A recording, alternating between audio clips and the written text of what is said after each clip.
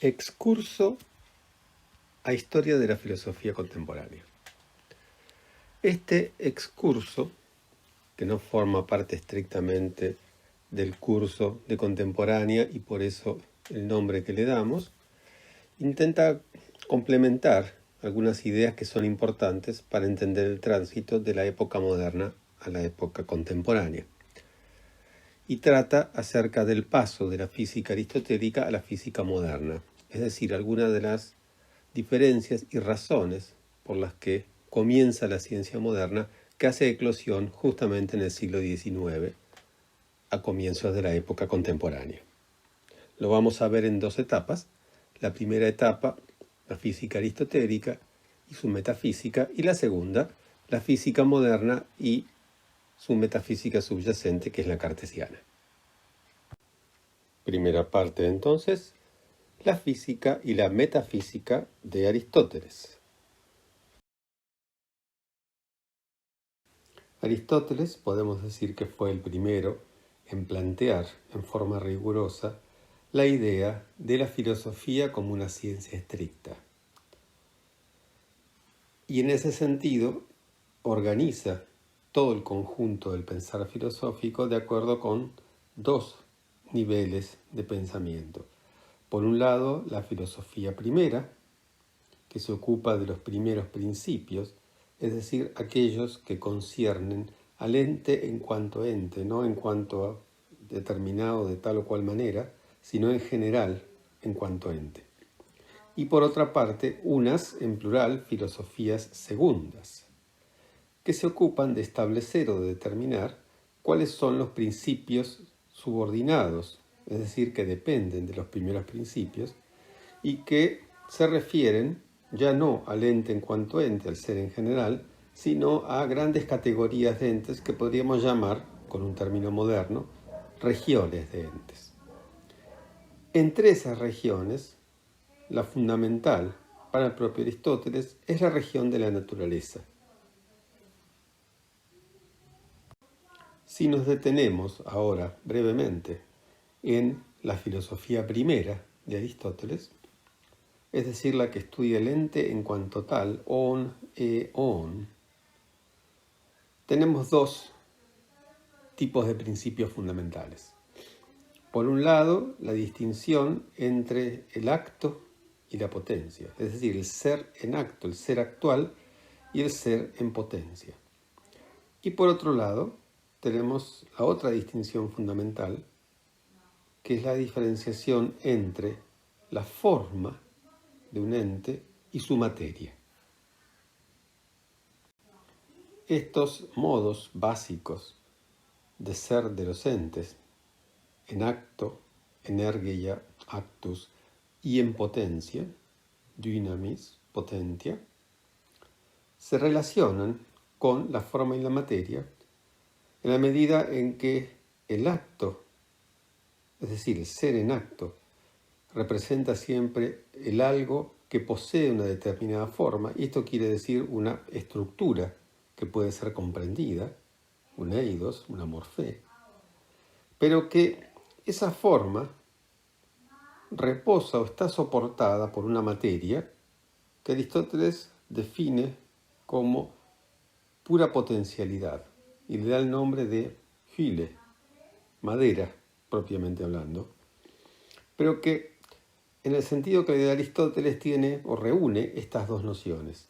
Por un lado, la posibilidad de ser algo y por otro lado, el poder o la capacidad de convertirse en algo. Y esta es la clave para entender qué tiene que ver este conjunto de principios generales con la naturaleza en particular.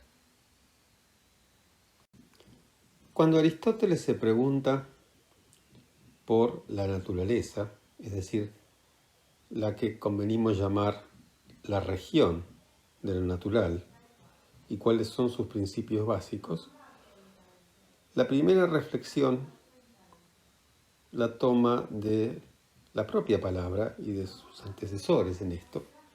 La propia palabra physis en griego, recordemos que proviene de un verbo phyo, que quiere decir brotar, crecer, así como su traducción posterior naturalmente, como natura en latín, refiere al acto de nacer, ¿no? Nascor es nacer. ¿Cuál es el rasgo fundamental que define y que diferencia al ente natural de cualquier otro ente, como por ejemplo el ente matemático? ¿Qué es lo que tiene de propio el ser natural? El movimiento. El movimiento, en el caso de los entes naturales, no es ni accidental, es decir, no le sobreviene, no le adviene, sino que le es propio. Y por eso define al ser natural como aquel que posee en sí mismo el principio de su movimiento y su reposo. Aristóteles hace, en relación con el movimiento, como rasgo central o esencia del ser natural, dos distinciones que son importantes porque también pasarán a la discusión moderna y a la transformación moderna de la idea de naturaleza y de explicación acerca de la naturaleza. Uno es el movimiento. Aristóteles distingue, como recordamos, 4 tipos fundamentales de movimiento que están asociados a las categorías dentro del conjunto de las 10 categorías que él distingue, 8 o 10 de acuerdo al texto, pero en todo caso, las 4 categorías que se corresponden o que tienen que ver con el movimiento, dado que no todas tienen que ver con el movimiento. Y eso determina 4 clases de movimiento. En primer lugar, el movimiento que consiste en llegar a hacer algo o dejar de hacer algo, que se ha llamado posteriormente movimiento sustancial o cambio, y que Aristóteles suele llamar por generación y por corrupción.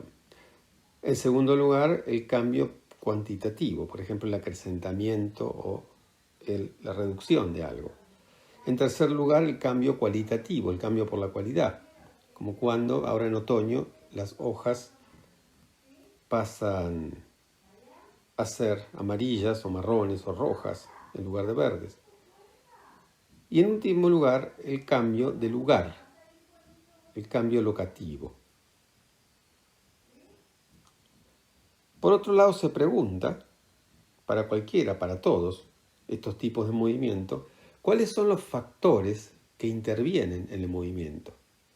A los cuales llama aitiai, que luego se traduciría como causae, causas en latín, y que podríamos traducir tal vez como factores que intervienen, factores que son responsables de que haya movimiento.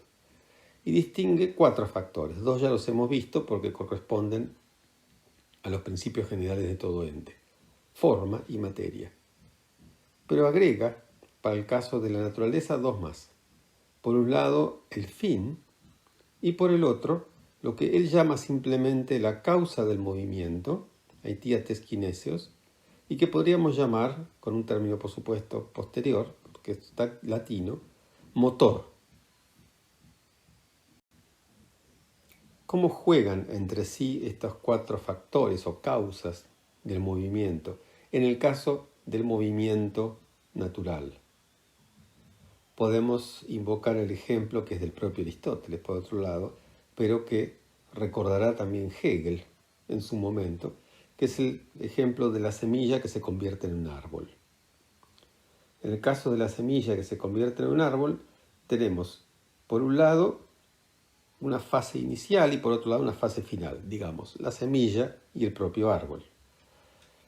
La semilla contiene ya en sí misma una forma, es decir, tiene una estructura que le es propia, que hace que sea semilla y no otra cosa. Y al mismo tiempo, esa forma que está en acto, que está dada aquí ahora, tiene una cierta potencialidad, una cierta posibilidad de cambio, es decir, posee junto con la forma una materia que soporta a la forma. ¿Y qué pasa cuando se transforma en un árbol completo? Pasan 2 cosas. Por un lado, esa potencia, esa potencialidad se despliega, se desarrolla. Y eso hace que la forma inicial, la semilla, pase a una forma final, que es el árbol. Ahora, en virtud de la potencia, de esa potencialidad dada por la materia, en el acto, en la forma de la semilla, está potencialmente ya el árbol completo. Y por eso podemos decir que está como finalidad, como una posibilidad de llegar a ese fin. Y ahora bien, ¿cómo pasa la semilla de forma en acto, forma inicial, a forma final, que es solo en potencia y luego se actualiza y pasa a ser una forma en acto? ¿Cómo se pasa de la potencia al acto? Ahí es donde interviene el cuarto factor, que es el motor o agente del movimiento. Ahora, el motor puede ser interno al propio proceso o puede ser exterior. Es importante esta distinción, porque cuando es interior al propio proceso o al propio ente, estamos en presencia de un cambio natural. En cambio, cuando es exterior o externo al ente, estamos en presencia de otro tipo de ente, que es el que podemos llamar artificial o técnico. Por ejemplo, una mesa que se construye, ¿no? La mesa no tiene potencialidad de ser mesa cuando es madera en el tronco del árbol. Esa posibilidad, o mejor dicho, la actualización de esa posibilidad, está dada por un agente externo que es el carpintero. En cambio, en el caso del movimiento natural no ocurre esto. Es la propia semilla la que despliega por sí misma sus potencialidades para llegar a ser árbol. Y todo esto nos lleva a una última distinción importante para nuestro tema, que es la de los movimientos naturales. Es decir, aquellos movimientos que las cosas, los entes, tienen por naturaleza. No solamente está en la naturaleza de las cosas naturales el movimiento, sino que hay ciertos movimientos que les son propios a los entes. Recordando primero que todo ente tiene lo que podemos llamar un núcleo esencial y unas propiedades accesorias que le advienen, accidentes. Y si reparamos ahora en este núcleo esencial, los entes más simples, los entes naturales más simples, las usiai más simples, pueden ser, según Aristóteles, de 5 tipos, atendiendo a que él diferencia entre el mundo supralunar y el mundo sublunar. En el mundo supralunar tenemos un único tipo de usía, un único tipo de ente básico, que es el éter, que es aquello de lo que están hechas las estrellas y los planetas, los cuerpos que giran alrededor de la Tierra. Pero en el mundo sublunar, que es donde habitamos nosotros, hay 4 elementos básicos que los recordaremos de Empédocles y de otros filósofos antecesores de Aristóteles que ya los habían listado, y que son, en el orden decreciente de pesantez, el fuego, el aire, el agua y la tierra. Y Aristóteles indica que cada uno de estos elementos tiende a reunirse con aquel que le es afín, ¿no? Hay una afinidad interna entre los elementos, de tal manera que el fuego se reúne con el fuego, el aire se reúne con el aire, el agua con el agua y la tierra con la tierra. Eso explica fenómenos como los que hoy llamamos gravitatorios, porque el hecho de que caiga una cosa al suelo, en lugar de quedarse suspendida o salir disparada, como la famosa manzana que cae en la cabeza de Newton, ocurre porque la manzana en su composición tiene mayoría de tierra y la tierra tiende a juntarse con la tierra y por eso desciende. El agua tiende a depositarse encima de la tierra porque es más liviana y eso explica que el agua se encuentre arriba de la superficie bajo la forma de ríos, lagos o mares. Y por otro lado, el aire es más liviano y se reúne con el aire y por eso tiene la tendencia natural a quedarse donde está. Y su desplazamiento no es vertical, de arriba hacia abajo, de abajo hacia arriba, sino horizontal, los vientos. Y finalmente, como todos sabemos, el fuego se desplaza únicamente hacia arriba, por eso las llamas suben. Y por eso se dan fenómenos como las auroras boreales o los fuegos de San Telmo, que son, o los relámpagos y los truenos, que son fenómenos ígneos, son fenómenos de fuego, y que, como todos sabemos, se dan arriba. Nuestro segundo punto ahora es la física galileana y la metafísica cartesiana. Descartes, hijo del Renacimiento y de la aspiración de retornar a los griegos, retorna también a los griegos de una manera muy concreta, muy determinada, que es volviendo a la idea originaria de la filosofía como una ciencia estricta que fundamenta a las otras ciencias. Y en ese sentido, Descartes reitera el esquema aristotélico de filosofía primera y filosofía segundas, ¿no? Prima filosofia, filosofia secunda, que luego, en la terminología de Wolff, discípulo de Leibniz, se convertirá en las expresiones que nos resultan familiares después, hasta Kant inclusive, metafísica general para la filosofía primera y metafísicas especiales para las filosofías segundas. Pero la idea básica sigue siendo la misma. Hay una ciencia de los primeros principios y hay una serie de ciencias filosóficas de los principios subordinados a esos primeros principios que rigen grandes regiones de ser. Y nuevamente encontramos que entre las filosofías segundas se encuentra la filosofía de la naturaleza. Ahora bien, ¿qué características tiene la filosofía primera de la modernidad cartesiana, tal como la plantea ya el propio Descartes? Los entes se dividen en dos grandes regiones, dos grandes tipos de entes. Por un lado, la cosa pensante, la res cogitans. Por otro lado, la cosa extensa, la cosa natural. Ahí encontramos a la naturaleza. Desde luego que hay una tercera distinción, un tercer tipo de ente, que es el ente divino o el ente infinito, pero que está asociado a la res cogitans y no a la res extensa, a diferencia de lo que pasará luego con Spinoza. La física moderna, como ciencia de la naturaleza, es interesante que Aristóteles también la llama física,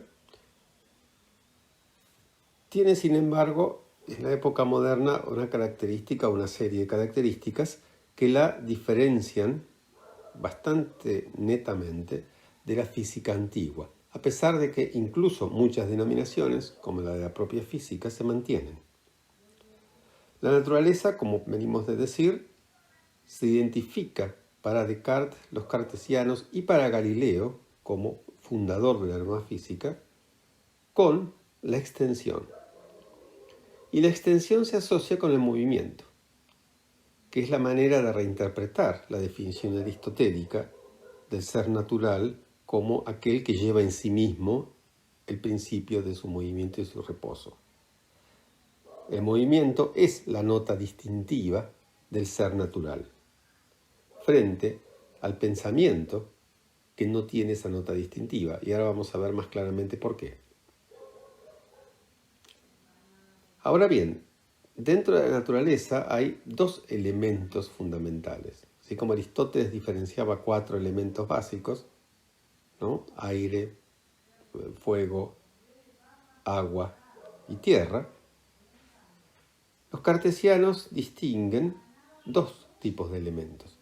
Por un lado, el cuerpo natural, cualquiera sea su naturaleza segunda, es decir, lo que llamaríamos hoy su composición química.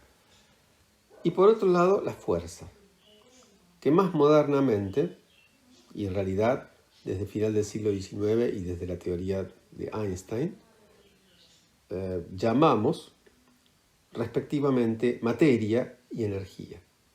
Es decir, las dos grandes formas de ser del ente natural son la forma de la materia, el ser materia, y la energía.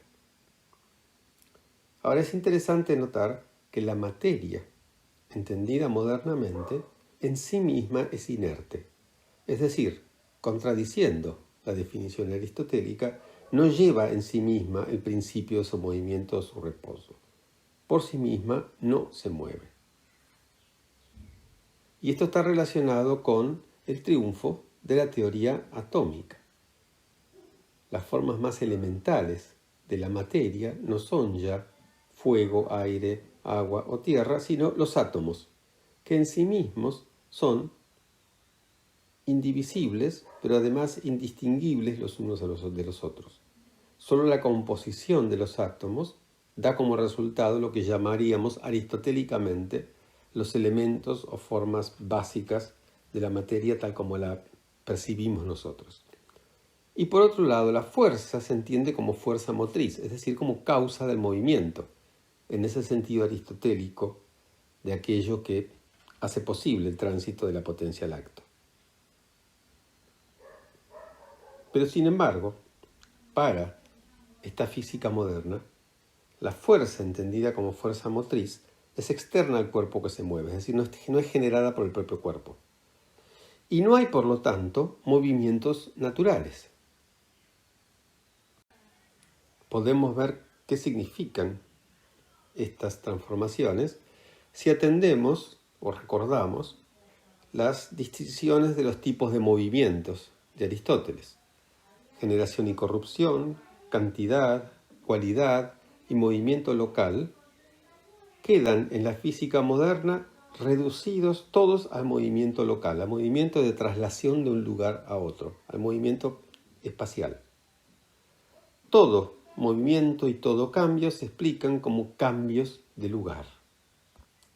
En el ejemplo que ponemos, un cuerpo, como una bola verde, que está en un lugar A en un cierto momento del tiempo, se traslada a un lugar B siguiendo una trayectoria en el espacio, movido por una fuerza.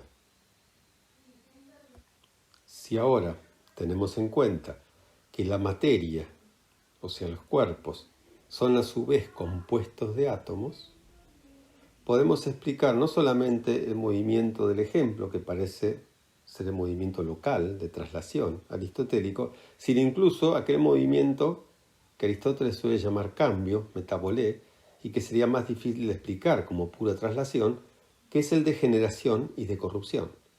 Pero si entendemos que todo está hecho de átomos, la generación de algo significa simplemente la reunión de átomos que estaban separados, movidos por fuerzas externas a los átomos.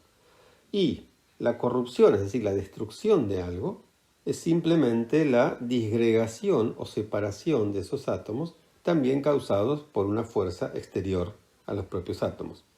Y de esta manera, todos los tipos de movimientos se pueden explicar de esta manera, como traslaciones, ya sea del cuerpo completo o ya sea de sus partes componentes, los átomos. ¿Y qué sucede entonces con las 4 causas o factores que intervenían en el movimiento según Aristóteles? Material, formal, final y el motor. Quedan reducidas a una única causa, que claramente es la causa responsable del movimiento de traslación, la causa motriz, o causa eficiente, como ya se llamaba en la escolástica y como tiende a llamarse en la época de Galileo y Descartes. La causa eficiente reemplaza las 4 causas aristotélicas. La causa material desaparece porque es innecesaria en un esquema donde la propia materia, el cuerpo, es inerte y por lo tanto no tiene potencialidad de moverse. Toda capacidad de moverse le viene de la fuerza que es exterior. Por esta razón, si cae la causa material, la causa formal también carece de sentido. Todavía Leibniz, una generación después de Descartes, la defiende, pero sin éxito. Por el mismo motivo, si no hay una causa formal, tampoco tiene sentido hablar de una causa final, es decir, de una forma en la que se transforma la forma inicial. Y por consiguiente, solo queda la causa del movimiento entendida como causa extrínseca, como causa eficiente. Y esto nos conduce a un último punto, que de alguna manera resume todas las demás distinciones que hemos hecho entre la metafísica y la física antiguas y la moderna. Mientras que la física de Aristóteles es una física esencialmente cualitativa, es decir, atiende a las cualidades de las cosas y de sus cambios, y por consiguiente no es matemática o solo lo es en una proporción muy menor. El propio Aristóteles señala, y varias veces en la física y también en la metafísica, que la matemática no es apta para estudiar el ser natural, porque si el ser natural tiene como rasgo esencial el movimiento, la matemática, que es lo contrario del movimiento, que es una pura forma abstraída de toda materia y de toda posibilidad de moverse, no es adecuada para estudiarla. En cambio, la física moderna es esencialmente lo contrario, es cuantitativa y no cualitativa. O más aún, las cualidades, como veíamos recién en el caso de los cambios, las cualidades se explican a través de cantidades. Y por eso lo fundamental para esta nueva ciencia es la medición, el cálculo y la previsión. Y si ahora nos preguntamos, ¿por qué razón fue posible este cambio tan drástico de perspectiva?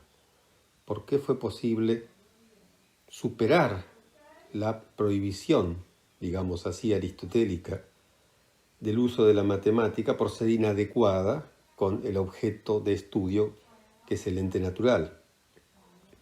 Y esto está relacionado con una transformación en la propia matemática. Porque mientras que la aritmética y la geometría, que vienen de la ciencia griega, están ligadas una a números concretos, como por ejemplo 5 más 7 que es igual a 12, o la otra a cualidades y a aspectos cualitativos de ciertas cosas que, aunque son extensionales, no se miden, no tiene importancia la medida en sí misma, como son las rectas, los triángulos o los círculos.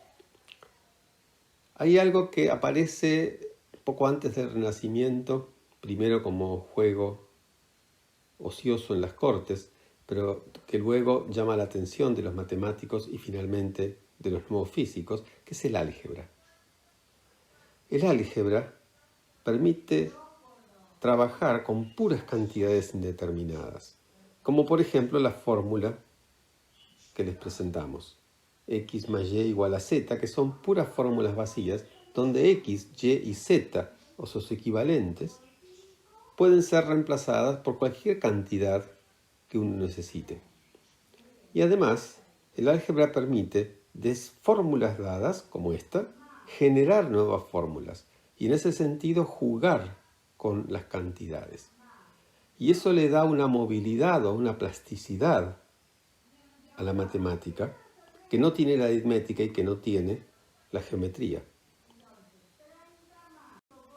Pero para que esta adaptación sea posible, hace falta todavía un paso más que lo da fundamentalmente Descartes y que es la cuantificación de la geometría. La transformación de la geometría cualitativa en una geometría cuantitativa. Y esto es gracias al álgebra.